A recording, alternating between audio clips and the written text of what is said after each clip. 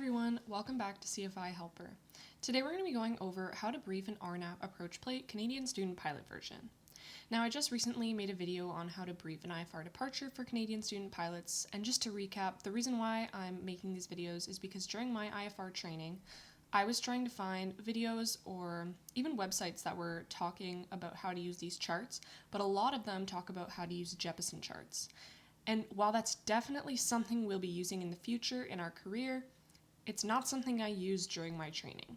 So let's get started. So I'm going to be briefing the RNAV runway 24 for Hamilton today. I have split this chart up into 3 sections, so I have 3 slides prepared. However, to make this more efficient, I'm going to brief through the entire chart as I normally would, and then we'll go through the chart and break things up step by step, okay? And explain anything that maybe I didn't cover in the briefing. So we're going to be doing the RNAV runway 24 for Hamilton, effective until the 27th of November 2025. Our safe altitude is going to be 4,900. Our approach course on final is going to be 239, and our minimum altitude at Keddies is going to be 2,200. Our landing distance available is 6,010, that's more than enough, and our MSA in all quadrants is 3,100.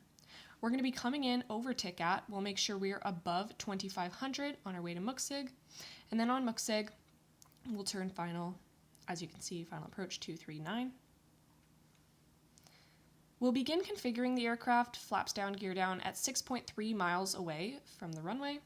Once we're at 5.3, we'll begin our descent at about 500 feet per minute. Our elevation is 780, so I'll make the 1,000 foot stable call at 1,800 feet. And our minimums for the LNAV today are 1160. So I'll make my 100 feet above minimums call at 1300. And then if we don't have the runway in sight and we go missed, we'll climb to 3,100, track 2392 ICLOP. Okay, so I don't think I missed anything there. That is how I would brief this approach. Now let's go through parts of this chart. Okay, so I read the title, of course, that's most important. We want to make sure we're not doing the RNAV for a different runway. And then Hamilton was here. These are just our frequencies up here. I didn't feel the need to brief it just because if I really need a frequency, I know where they are. Safe altitude, 100 nautical mile. I said 4,900. So let's say we were more than like 25 nautical miles away from the airport. We just want to make sure we're above 4,900 feet. Now, I didn't brief this part. All this is saying is that it's a WAAS-enabled approach, and this is the channel number.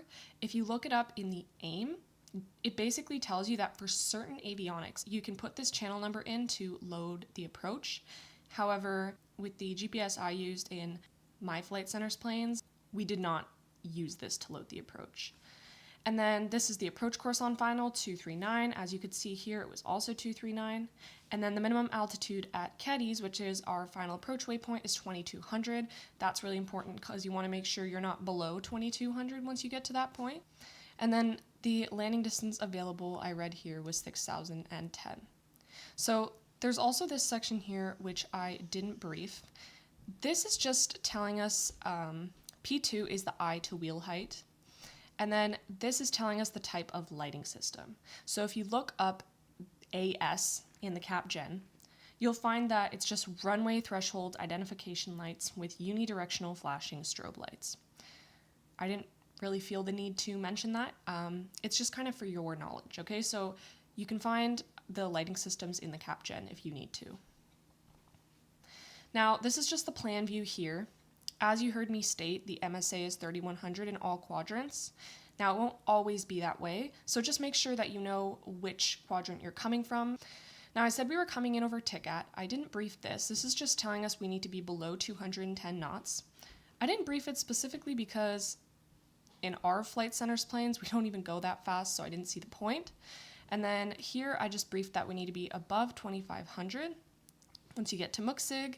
And then this was our final approach course here. Now, I did read the missed approach from the 3rd section that you're going to see in a moment, but you can see part of the missed approach in the plan view as well. So let's say you were to go missed. As you can see, we're still continuing on a track of 239 to ICLOP, and that looks like a direct entry hold there. Okay, so this is just kind of the plan view to help you visualize what's going on. I personally really like to talk through what point I'm coming in making sure I'm going to be at the correct altitude. Okay, so this is this third section here. As you might remember from my briefing, I said we were going to start configuring the aircraft flaps down, gear down at 6.3 miles away from the runway, which is 1 mile more than this 5.3 here. 5.3 in bold is where we're going to start our descent, and from what I learned in my training, we start configuring the aircraft about 1 mile before that. Okay, so at about 6.3. That way, once we reach 5.3, we're not worrying about configuring the aircraft anymore, and we're ready to safely start our descent. And I also said we were going to be descending at 500 feet per minute. If you go down to this little chart here, the approach speed we used for the aircraft in my training was 90 knots. And in order to follow this constant descent angle method, we need to descend at about 480, let's say 500 feet per minute, and we'll be able to match these altitudes properly if we're doing everything correctly. These boxes here, this one that says be above 2200 and this one being the MDA, this is the step down method. From my training, I honestly never used the step down method, I just learned about it.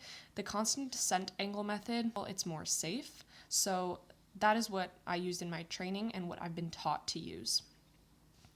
So, when we came in over TICAT, right, we needed to be above 2,500 feet. Now, when we turn over MUXIG, as you can see here with the constant descent angle method, you stay at 2,500, and then where this breaks off here is that 5.3. Okay, so this is where we'd begin our descent. Now, the difference here is if you were cleared, let's say straight in. Okay, let's say you weren't cleared for TICAT or no pop, and you're cleared straight in, and when you're over MUXIG, you're at 4,000 feet. So the reason why this is put in place is because if you were 10 miles away from the runway at 4,000 feet over MUXIG, now you can use that constant descent angle method from that 10 miles away.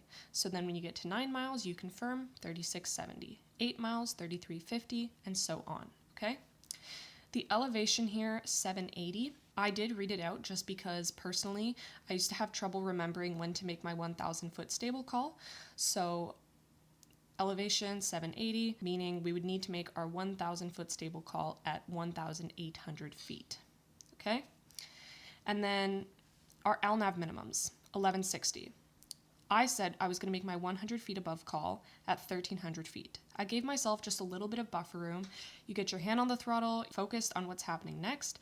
That way, if you get to your missed approach point and you cannot see the runway, you're ready for your missed approach. And I read the missed approach here, climbed to 3,100, track 2392 ICLOP as it's stated there. So the RNAV is using the MDA, right? And so the cool thing about the MDA is, let's say you got to your MDA here. You can hold off at that altitude until you reach the missed approach waypoint, and then you can go missed, okay? So the one thing about this one, though, is you cannot go below that altitude. Whereas one thing that's different about the LPV is it uses decision height like the ILS. So here the minimums were 1,017. You would go missed the moment that you reach minimums and you don't have the runway in sight, okay? And you can slightly go below this altitude here, whereas for the RNAV, you cannot go below that altitude, okay? Sometimes with the LPV, you might dip just below a little bit. As you can see, this little dashed line here is kind of an example. You might dip just below that a little bit, but for the RNAV, you want to make sure that's not happening. So for the RNAV, that's going to be our black bold line here, okay? Finally, something I briefed in the very beginning was the date until which this approach is effective, which is the 27th of November 2025. So that's really important to mention at the beginning of your briefing to make sure that what you're doing is legal. Okay, so I hope this helped you guys out with briefing an RNAV approach plate. Again, I am also touching up on some of this stuff, so if there's anything that I may have said which you're a little confused about, or you'd like some more clarification, or maybe I said something wrong, just let me know in the comments. And if there's anything else you'd like me to make a video about, you can let me know about that as well. Thanks for watching, and I'll see you guys in the next video.